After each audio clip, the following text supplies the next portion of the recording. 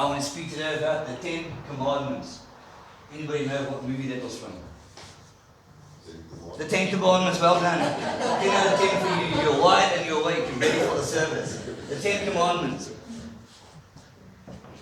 In every country around the world, countries are governed by a set of rules, regulations, commandments, laws. And while most of these laws are very good, some are really just downright crazy. So I'll put together some of my own 10 crazy laws from around the world. The first one, being overweight after the age of 40 is forbidden in Japan. It's illegal to be overweight in Japan. They actually do a test called the Tobida test, is where every year you go and they actually put a measurement around your waist, and if you exceed the limit, you will be fined. Can you believe that? And this is from the land that gave us sumo wrestling. In Denmark, you do not need to pay for the bill for food unless you're feeling full in a restaurant. Can you believe that? So if you have eaten your meal and you don't feel full yet, is that for me to take a message? Nobody. So if you're not full, if you say, no, I'm not full yet, you don't have to pay for that bill. Can you believe it? That would never work in South Africa. Never, ever. In Chicago, it's illegal to have food in a restaurant that's on fire. Can you just imagine still eating your meal while the whole restaurant's on fire and you say, no, I'm not leaving. I want to stay and finish my meal. This is a crazy law. In Britain, it's illegal to die in the House of Parliament. Now, thought about this one. So if you die in the House of Parliament, there's a very good chance that you'll be arrested and probably serve jail time. But it doesn't matter why, because you're dead. All the way from Britain, it's illegal to be drunk in a pub. Then why the hell go there? It's illegal to be drunk in a pub. In Singapore, it's illegal to chew gum in public. Tony, no more chewing gum. If you chew gum in public, you can be fined. This is, and all these are legitimate laws out there. Can you believe it? In France, you may legally marry the dead in a posthumous marriage. So you can actually marry a dead person. And I always wanted to do that. Wouldn't that be so cool? Bring the dead corpse in. I do. She says, I do. You can actually marry a dead person. In Hong Kong, the wife is allowed to kill her husband if he cheats on her. So yeah, we all get happy, all the wives are smiling. But it is only legal if she uses her bare hands. So if you find him cheating, you can kill him. You can do it, but you've got to do it barefisted. I suppose many of you would do that. In Samoa, it's illegal to forget your wife's birthday. This is for Bob. Bob, every year you'll be fined. In Jersey, it's illegal to wear a bulletproof vest while committing murder. It's such a crazy one because it's fine if you commit murder, but just that vest you got on, you're going to go down for that. And my favorite of all is number 11. In Alcohol, maybe it's illegal to have a sleeping donkey in your bathtub after 7 o'clock. This is a legitimate law. Now, that was my question. You see, for this to be a law, somebody must have had to do this. So I can just imagine way back in Oklahoma, somebody must have said, honey, you forgot the donkey in the bathtub again. And I'm going to call the cops or something. And that happened. And now we get this. Anybody got donkeys out there? Please don't put them in the bathtub after 7 o'clock. Who does that? Crazy, crazy laws. But you know, in the Bible it mentions a set of 10 rules, regulations, laws, commandments. And we've come to know them as the 10 Commandments. So we're going to look at that right now. If you have the Bibles, let's turn to Exodus chapter 19 to read about the 10 Commandments. If you have your Bibles with you, I really, really encourage you to open to this chapter and keep your finger on it because we'll be addressing some of the other chapters also in Exodus. Here we go. On the morning of the third day, there was a thunder and lightning, with a thick cloud over the mountain, and a very loud trumpet blast. Everyone in the camp trembled. Then Moses led the people out of the camp to meet with God, and it stood at the foot of the mountain. Mount Sinai was covered with smoke, because the Lord descended on it in fire. The smoke billowed up from it like smoke from a furnace. The whole mountain trembled violently, and the sound of the trumpet grew louder and louder. Then Moses spoke, and the voice of God answered him. Thank you, bless you. So you must get in well. Raymond, where's the 10 Commandments in it? We get into that. This is just the build-up to the 10 Commandments. To understand where this passage comes from, we've got to go back again to the time when the Israelites left Egypt. So they came out of Egypt with Moses across the Red Sea. They traveled for about 44 days down to Mount Sinai. It's the Sinai Peninsula. So they camped down here at Mount Sinai. Mount Sinai is a beautiful mountain that's found there. This is a picture of Mount Sinai, and at the bottom you'll see a monastery. It's called St. Catherine's Monastery. The oldest working monastery still in existence today. Holds one of the oldest libraries. It actually has one of the earliest copies of the Bible in this monastery. It was named after an Egyptian princess, Catherine, who was a Christian, and she was persecuted and eventually beheaded. Tradition says that an angel took her bones and buried it right here, where incidentally they found it in 800 AD, and therefore built the monastery. Is anybody familiar with St. Catherine's Anglican Church? Who has heard of that? It's in Uitenhage. St. Catherine's Anglican Church. It was named after this monastery. Isn't that interesting? So it gets its name from this monastery, Mount Sinai. So this is the story as it happens. They come down, they camp at Mount Sinai, and then we read what Tony read for us. All of a sudden, thunder and lightning. Smoke billows up out of this mountain. This blast of trumpets. And the whole mountain is trembling, the whole earth is shaking, and the people are gathered around and they are fearing for their lives. They're thinking, what is going on here? And if you think about all that stuff that Tony said, the only way I could get a picture of it was this one. To give you a little indication of what was happening in the town. Mount Sinai, you can see the smoke and the lightning and the thunder. People gathered around, you can see they're freaking out, man, because they don't know what's going on. And think about it, God hasn't even said one word yet. This is just God coming down the mountain. I think this is God showing off, man. Now, he doesn't have to do that, honestly. He can just come down, but no, when God comes down, this is what happens. All he's doing is actually just coming down to the mountain, and the thing is shaking, and there's thunder and lightning, and can you believe it? And he hasn't said one word yet. And he eventually gets to the mountain, and he calls Moses in. And he says to Moses, Moses, listen, in 3 days, I'm going to come back, and I'm going to give you the laws, the commandments to which the Israelites must govern themselves. But then he says something interesting to Moses. He says, out of all the nations, I have chosen the Israelites as my treasured possession. Isn't that cool? So we know that from the Bible. We know that the Jews have always been God's chosen nation. But yeah, he makes it formal. He says, out of all the nations, I've chosen them as my treasured possession. They will be a kingdom of priests and a holy nation. And to them I'll give the laws to which to govern themselves. Very, very important. Exodus 19. Because this is the build-up to the 10 commandments. So after he says this, he says, in 3 days' time I'll come down. This is what happened. 3 days, God pops down and he calls Moses and his brother Aaron up to the mountain, and he gives them the infamous 10 commandments. The 10 commandments are found in Exodus chapter 20. That's important. I want all of you to say Exodus 20. Exodus 20. The reason I want you to know, yeah, you can be honest, put up your hand if you have read Exodus 20. Couple of you. Because that is where the 10 commandments are found. So it's important to know when people talk about the 10 commandments, where you actually find them in the Bible. For those that you have not read Exodus 20, then I can assume that you do not know the 10 commandments, because that's where they're from. So what we'll do now shortly and quickly is go through the 10 commandments to find out if you have broken any. I will tell each one of you right now in this church that you have broken at least one of these. And now somebody say, no, Raymond, I'm not that bad. Yes. Everyone in this church has broken at least one of these commandments. Let's find out which one, shall we? Right at the top it says God spoke these words as he brought them out of Egypt, the land of slavery. The first commandment, you shall have no other gods before me. That was pretty standard. I mean, we live in South Africa where we've grown up as in the society of Christianity. I mean, that's all we really know. It's only recently that we've come to be familiar with the Muslims and Islam and stuff like that. But generally, for our whole lives, we've known Christianity. You've got to take this in context. They came out of Egypt, where they worshipped hundreds of gods. Everything was a god to them. And they were going to Canaan, where the Canaanites worshipped their own set of gods. So God said, out of all these gods, you choose me. I'm going to be your God. The next one he says, you shall not make for yourself an idol. Very specific. He said, do not make any idol out of stone or copper or gold or whatever. Don't make any idol. And it says very specifically, do not bow down and worship. Right? Because God cannot be represented as an idol. There's not one thing on this earth that can even compare to one iota of how God is. So God said, don't make any idol of me because he cannot represent me.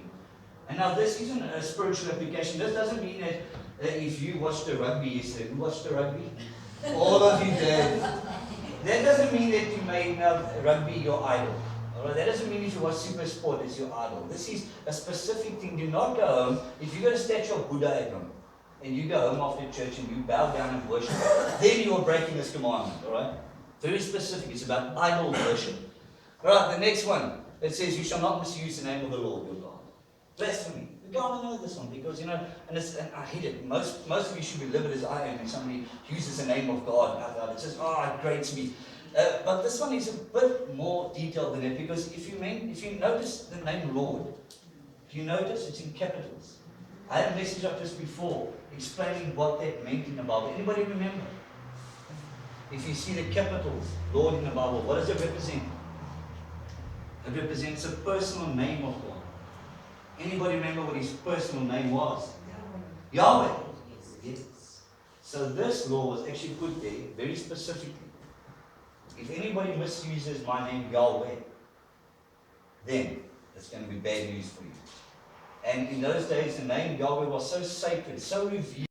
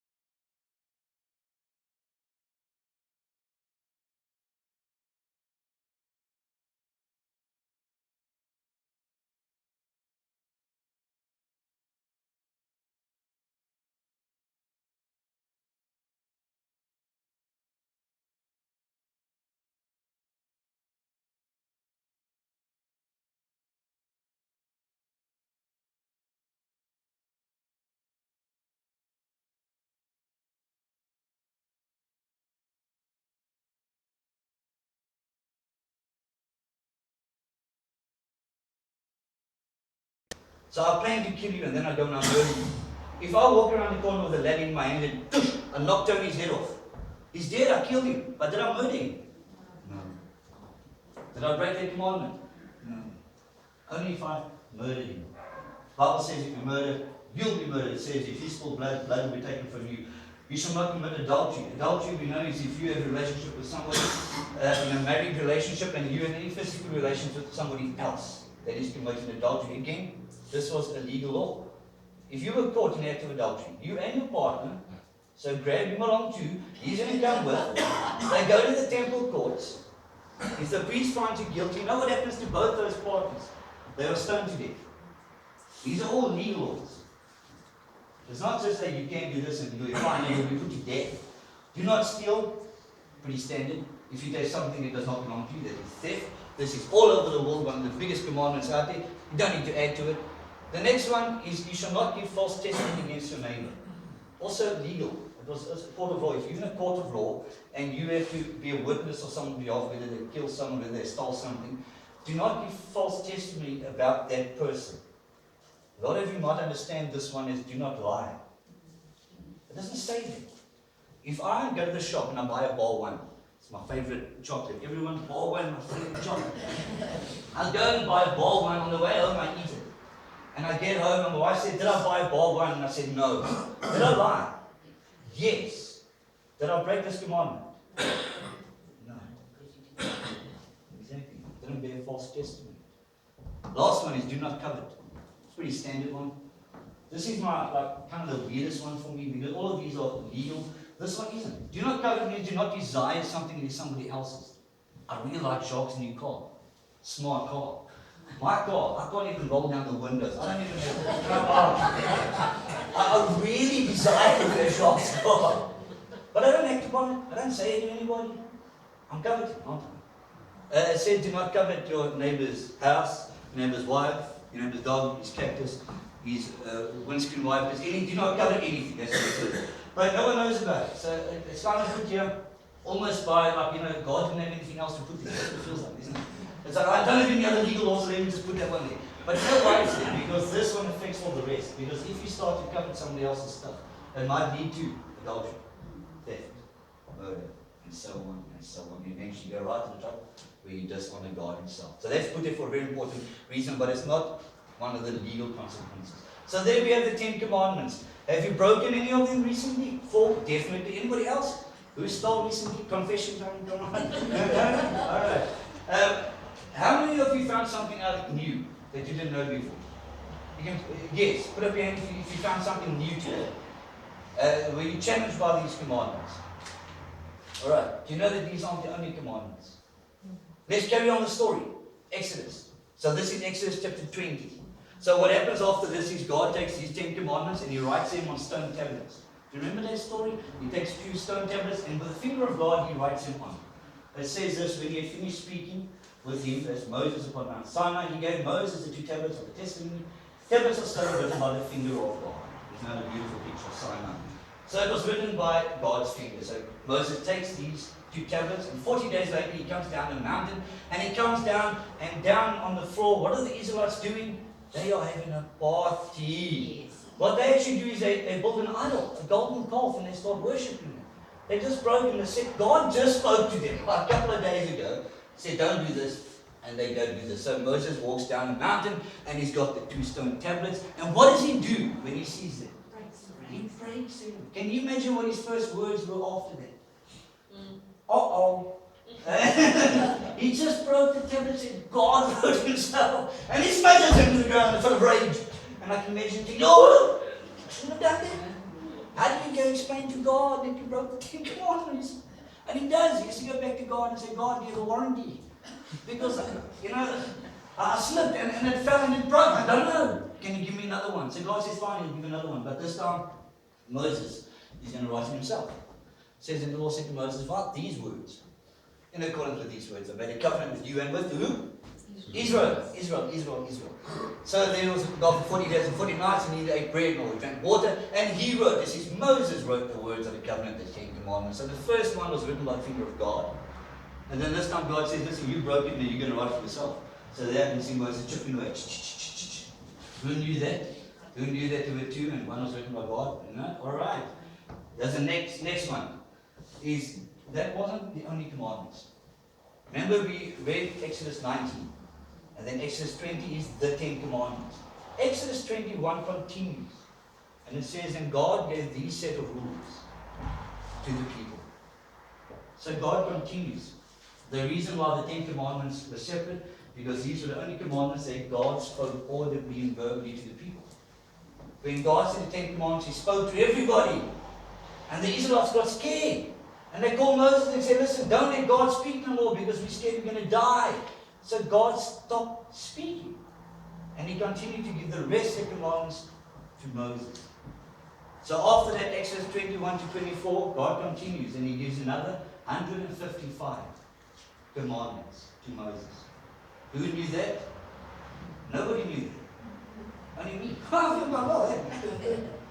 Another 155 commandments. So are there only 10 commandments? No. There's actually another 155. There's so many commandments that Moses eventually has to write it in the book.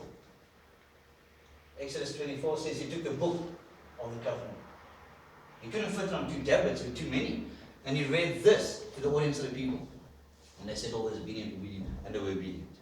So Moses writes the extra 155 commandments in the book. That's not all. This is going to shock you. From Exodus 24 to Deuteronomy 34, there's another 2,300 commandments added. In the first 5 books of Moses, there are 2,713 commandments given by God. And you can't even keep 10 of them. How are we supposed to keep 2,700 commandments if we can't even keep the first 10? 2,700. It seems like a ridiculous amount of laws, isn't it? And all we worry about is the 10 commandments. If we can just keep this, wow, that'll be good. The reason I told this 2,700 is I don't want you to be embarrassed when you get to heaven one day. Because you're going to get to heaven and you're going to say, God, I kept the 10 commandments. Okay, I missed one. I kept 9 of the 10 commandments. And you expect God to say, well done, my good and faithful servant. You know what God's going to say? He's going to say, oh yeah, that's good, but what about the other 2,700? And you're going to say, what? Didn't you read Exodus 21 to 24? Didn't you read to Deuteronomy? No. Because God gave so many commandments to the Israelites that it was almost impossible for them to keep. And that's the point of the 10 commandments. It was impossible for them to keep. You and I can't even keep the 10 that He gave us, the big ones. Can you imagine trying to hold on to 2,700? It was impossible. And you know what the law that God gave was a all or nothing. It was you either keep all 2,713 commandments. If you break one, you're out. And every time they broke the commandments, you know what they had to do? They had to go and sacrifice a lamb or a goat, atone for their sin in the temple, and God would see the blood and He would forgive the Israelites. And this happened day in, day out for centuries. Until God saw that they could not obey the commandments, and He said, I'm going to make a plan. I'm going to fix this once and for all. I'm going to send my son Jesus, and He's going to become the perfect ultimate sacrifice, and He's going to do away with the law. And then He's going to tell the people of Israel, listen guys, you don't have to obey any of those laws no more. All you got to do is have faith in my son Jesus and what He done. And by having faith in Him, you will have a relationship with me. You will get to heaven. And you don't have to keep one of those laws. Isn't that cool? Do you think they did it? No. They decided they want to keep the laws. You know what the Jews did? They actually added on to the laws. They added another 1,000 laws onto those laws. It boggles my mind for anybody who want to do that. They just kept adding and adding. These weren't even God's laws. It was their own laws. Stupid things. So they said, no God, thank you for your son, but we don't need him. We're going to continue to keep our laws. And we're going to break them, and we're going to sacrifice, and we're going to carry on over and over and over. Let me tell you a story about the movement for the restoration of the 10 Commandments. This was a religious group in Uganda, started by 4 ex-Catholic priests. And they found out that the Catholic Church wasn't really abiding with the 10 Commandments. So they decided to start their own religious movement where they're going to focus strictly on the 10 Commandments. And then they actually went a bit further as well. They added on to this, and the 2 that they've added on was you're not allowed to have sex and you're not allowed to wash yourself with soap. Can you believe it? I don't know what soap and sex is. I don't know these are Ugandans. So this is what they do. But they actually added, and then they got so scared of their 9th commandment, about false testimony, that they chose not to speak to each other. They actually didn't speak to each other. They used sign language. This is how serious they were. Would you want to join a church like that? Hopefully not, yeah. What happened was these leaders of the religion actually decided also that they were prophets, and they prophesied that Jesus would return, and it all would happen. This took place in 1995. They predicted that Jesus would come back in 1999, the 31st of December. Who had that fear? Y2K, all of us, yeah. So that they came and went. All the members of this church gave all their money and possessions to these guys. And Jesus didn't come. And then they turned around and said, no, sorry, we got it wrong. It's going to be March 16th. Definitely the day Jesus is going to come. March 16 came. They had a big celebration. They all gathered in this big hall of the church. All of a sudden, it was a big explosion. Police rushed there. And they found out that 503 people had died. Burned alive. They first thought it was a mass suicide. And then they realized, no, that actually the doors and the windows were blockaded. The people inside there were burned to death. This started happening all over Uganda, all of this movement's churches. They found dead bodies. And it wasn't suicide. They were murdered, strangled, and burnt alive. The total death count of this horrible, horrible cult was 778 people. 778 people died. And is it the Ten Commandments' fault? No. It's nutballs who think that they can manipulate other people who read. But my question is why I brought this is, should we restore the Ten Commandments? That was a good, a noble thought. They started the church by thinking, let's just get back to the Ten Commandments, a good thing. Should we as a church restore the Ten Commandments? Let me ask you a question. Who was the Ten Commandments given to? So should we obey, observe, and adhere to commandments and regulations and rules that God gave to Israel for them to them and cannot save them? So why should we obey them? But controversial, because a couple of you are thinking, well, if we don't obey them, it's going to be anarchy. Will there be anarchy? Let me ask you a question. If I take the Ten Commandments completely out of South Africa and you go and murder someone today, what will happen to you? You'll be arrested and probably serve jail time. Why? Because the laws of South Africa do not permit you to murder someone. You think there's no, I'm going to go to America and do it, right? And you're going to kill someone. What will happen to you? You'll be arrested and you'll probably go to jail. Irrespective of the Ten Commandments. Why? Because each country is governed by these set of rules. Irrespective. So should we obey them? Maybe not. But there's a bigger reason why we need not obey the Ten Commandments. Because there is something opposed to one another. One is the Ten Commandments and 2,713 laws altogether. They make up the law of Moses. And there's something beautiful called grace. And when Jesus died, he came to do away with the law and to give us grace. So you have a choice today. You can either try to obey and adhere to these 10 commandments and all other 2,700 commandments, try to work your way into heaven, or you can accept the grace of God that Jesus died for. That's the bigger picture here. You see, we're always trying to work. We're trying to outperform God. We're trying to make God like us more, isn't it? You know, I heard this funny story about this minister who was busy at his desk and he was busy writing, and he looked up and out of the window he saw Jesus standing there. Do nothing, just standing. So he rushed to his bishop and said, "Bishop, you won't believe this, but Jesus is standing by my window." The bishop said, "Well, what's he doing?" The minister said, "Well, he's just standing there, he's watching me. What must I do?" The bishop thought for a minute and then said, "Look busy." Yeah, exactly. Don't you all do that at work also when your boss comes around? Eh? They go on the phone. Yes. No one's on the phone, there's no one there. We look busy for God. We're always trying to do things just in case God is watching us, because if we don't do the 10 commandments, God's going to belt us and He's going to whip us and He's going to take us out of heaven and throw us back down to hell. We're trying to perform and we're trying to do good and we're trying to look busy for God. And God says, "I've done it all for you." Why? Why are you doing all this work when I've done it all for you? I sent my Son and He died for you. His blood was shed so you don't have to do one of those commandments. That's the biggest story of the 10 commandments. We don't need to obey them. Why? Because Jesus died to take it away. I want to close with 3 verses from the book of Galatians. The first verse is Galatians 2:16. Galatians, because that's your homework for the week. This one says, knowing that a man is not justified by the works of the law. Justified means to be declared righteous in the eyes of God. We are not declared righteous in the eyes of God by the works of the law. And the law is the Ten Commandments, because that's where it starts. But how are we justified? Through faith in Christ Jesus. Isn't that pretty simple? It's pretty standard, isn't it?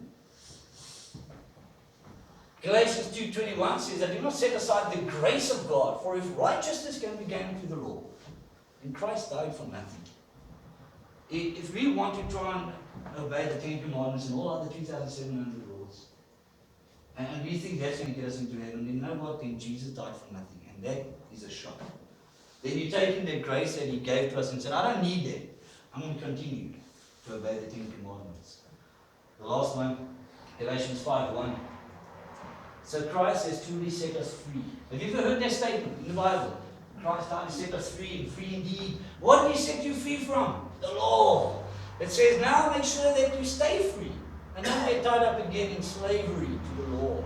Because we are all just prisoners of the law if we do not accept what Jesus done for us. It's time to stop working, to try and work your way into heaven, because God still loves you, no matter if you're a prostitute or the Pope's assistant. He loves you the same, and He died for both of those people. Irrespective if you know the commandments, adhere to them, or break all of them. That does not matter, because all that matters is that Jesus died, so you don't have to obey the Ten Commandments. Your homework for this week is the book of Galatians. It's a wonderful book. You know how many chapters it's got? 5. Can you do 5 chapters this week? God forbid I have to read a book. 1 chapter a day. By Friday you finish. After this message and after reading the book of Galatians, God will just show you exactly what He needs to show you. But I think it's pretty clear just from this last slide. Do we have to obey the Ten Commandments? We have to obey the laws of the country, which include murder and theft and all that. But the Ten Commandments is part of 2,700 commandments and make up the law of Moses. And we don't need to adhere to any of those laws because Christ came to take that away. Our salvation, our access into heaven, our relationship with God depends on what Jesus did for us, not what you can do for God. So the choice is simple. Either you will be a prisoner of the law, enduring the rules, or you can enjoy your relationship with God by having freedom in what Christ died to give you. In Jesus' name.